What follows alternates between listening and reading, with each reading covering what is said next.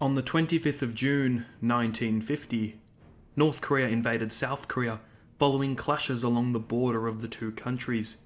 The creation of an independent South Korea became UN policy in early 1948, and the North Koreans hoped to reunite the two nations as a single communist country under Kim Il-sung.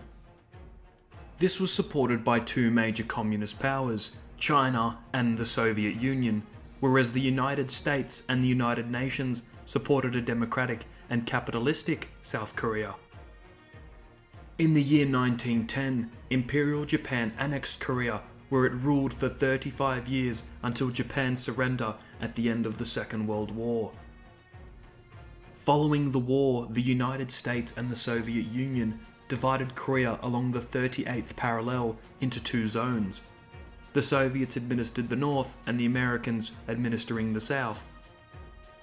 The United States feared the spread of communism and was determined to stop North Korea. The United Nations allowed the United States to send troops to free South Korea from North Korea's military occupation. The North Koreans took control of all of South Korea except for Pusan. The Americans and her allies were hoping to protect South Korea from communism, entering the war on the 27th of June 1950. UN troops, composed mainly of Americans, landed in South Korea in early July 1950, but were pushed back by North Korean forces, forming a perimeter around Pusan. The UN forces were instructed to defend the line until reinforcements arrived in August. General MacArthur, a veteran during the Second World War, went on the offensive on the 15th of September at Incheon, destroying most of the city during the bombardment.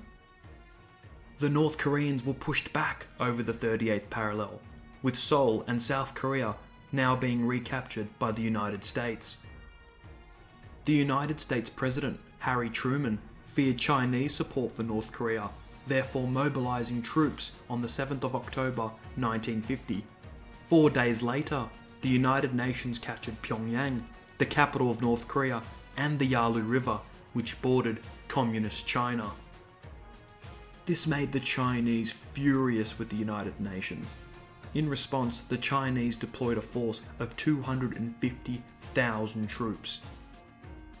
The United Nations forces were outnumbered and forced out of North Korea with heavy losses.